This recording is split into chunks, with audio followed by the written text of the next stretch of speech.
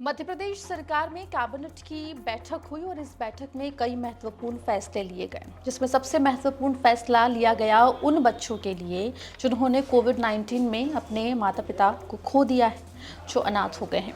अब मध्य प्रदेश सरकार उनको 4,000 रुपए की सहायता हर महीने अगले 5 साल तक देने वाली है। इसे वात्सल्य योजना के तहत दिया जाएगा। वात्सल्य योजना क्या है, विस्तार से इस रिपोर्ट में आपको हम बताएंगे। ये भी बताएंगे कि मध्य प्रदेश सरकार ने इस योजना से जुड़े हुए और क्या कुछ फैसले लिए हैं। नमस्कार, आप देख रहे हैं एमपी तक स्पेशल और मैं हूं आपके साथ आकांक्षा ठाकुर। आपको बता दें कि मोहन कैबिनेट की हाल ही में बैठक संपन्न हुई, जिसमें कई महत्वपूर्ण फैसले लिए गए, जिसमें सबसे ज़्यादा चर्चा हो रही है मिशन वात्सल्य योजना की, जिसके तहत अब मध्य प्रदेश में ऐसे बच्चे जो अनाथ हैं, अनाथ आश्रम में रह रहे हैं या फिर अपने परिवार के साथ दूसरे जो सदस्य हैं उनके साथ रह रहे हैं, उन्हें 4,000 रुपये की आर्थिक सहायता मध्य प्रदेश की मोहन सरकार आने वाले 5 सालों तक देने वाली है। सबसे पहले बात कर लेते हैं इस योजना के बारे में। आपको बता दें कि मिशन वात्सल्य योजना एक केंद्र प्रायोजित योजना है, जिसका उद्देश्य बच्चों के स्वस्थ और खुशहाल बचपन को सुनिश्चित करना है और उनके विकास को बढ़ावा देना है। इस योजना के तहत बच्चों को संस्थागत और गैर संस्थागत देखभाल सेवाएं प्रदान करती है, जिसमें बाल देखभाल संस्थानों को सहायता देना, गोद लेने, प्रायोजन और देखभाल के बाद की सेवाएं शामिल हैं। इस योजना का लक्ष्य है बच्चों के अधिकारों की वकालत करना और उन्हें अपनी पूरी क्षमता तक पहुंचाने में मदद करना। वहीं मध्य प्रदेश सरकार ने इस योजना के तहत एक महत्वपूर्ण फैसला लिया है। आपको बता दें कि इससे पहले इस योजना के तहत प्रति माह 1,000 रुपये की राशि बच्चों को मिलती थी, लेकिन इसको बढ़ाकर अब 4,000 रुपये कर दिया गया है। आने वाले 5 सालों तक ये राशि जो है वो इन बच्चों को दी जाएगी।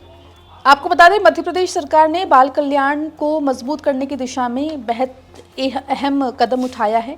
राज्य के कैबिनेट ने इस योजना, जिसे मिशन वात्सल्य योजना कहा जाता है, इसके तहत गैर संस्थागत देखभाल में रहने वाले बच्चों को हर महीने 4,000 रुपये की वित्तीय सहायता देने का प्रस्ताव पारित किया है, उसको मंजूरी दी है।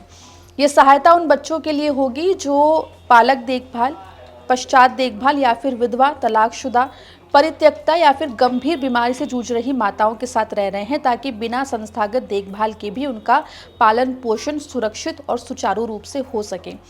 आसान भाषा में आपको समझा देते हैं, ऐसे बच्चे जो किसी संस्थान में नहीं रह रहे हैं, बल्कि माता या पिता या किसी एक पेरेंट के जाने के बाद अपने परिवार या अपने किसी गार्जियन के साथ रह रहे हैं, उनको ये राशि प्रतिमाह दी जाएगी। 4,000 रुपये की राशि अगले 5 साल तक मध्य प्रदेश की सरकार ऐसे बच्चों को देगी। माना यह जा रहा है कि इसका सीधा फायदा उन बच्चों को खास तौर पर मिलेगा जिन्होंने कोविड-19 में अपने माता पिता को खो दिया है। मध्य प्रदेश सरकार के आंकड़ों की माने तो राज्य में ऐसे 33,346 बच्चों की पहचान की गई है, जिन्हें इस योजना का सीधा लाभ मिलेगा। इस योजना के तहत मिलने वाली सहायता राशि में 60% योगदान केंद्र सरकार का होगा, 40% जो योगदान है वो राज्य सरकार वहन करेगी। माना जा रहा है कि इस योजना के तहत सरकार ने 1,022 करोड़ रुपए का प्रावधान मंजूर किया है। आपको बता दें कि मिशन वात्सल्य योजना के अंतर्गत गैर संस्थागत सेवा योजना और sponsorship, foster care, after care को अगले 5 साल तक प्रदेश के समस्त जिलों में संचालित करने की स्वीकृति दी गई है। इतना ही नहीं, बच्चों की उम्र 18 साल की होने के बाद, यानी कि 18 साल उम्र पूरी होने के बाद बाल देखभाल संस्थान छोड़ने वाले बच्चों को आफ्टर केयर के माध्यम से रोजगार का प्रशिक्षण भी दिया जाएगा, ताकि उनको आगे चलकर भी आर्थिक रूप से उन्हें सशक्त किया जा सके।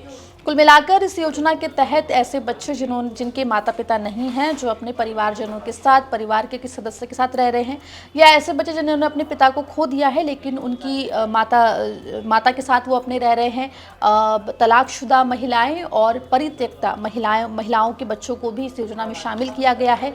सीधा फायदा जो है वो प्रदेश सरकार इन बच्चों को देगी, जो माना जा रहा है कि बच्चों के विकास में काफ़ी ज़्यादा महत्वपूर्ण माना जा रहा है। आपको बता दें कि मध्य प्रदेश सरकार लगातार समय समय पर ऐसे बच्चों के लिए कई सारी योजनाएं चलाती रहती है, जिससे कि इन बच्चों का विकास हो सके। इस पूरे मुद्दे पर आपकी क्या राय है इस योजना के बारे में? अगर आप और कोई जानकारी चाहते हैं तो हमें कॉमेंट सेक्शन में आप ज़रूर लिख के बताएं। मध्य प्रदेश जुड़ी तमाम खबरों के लिए बने रहिए एमपी तक के साथ।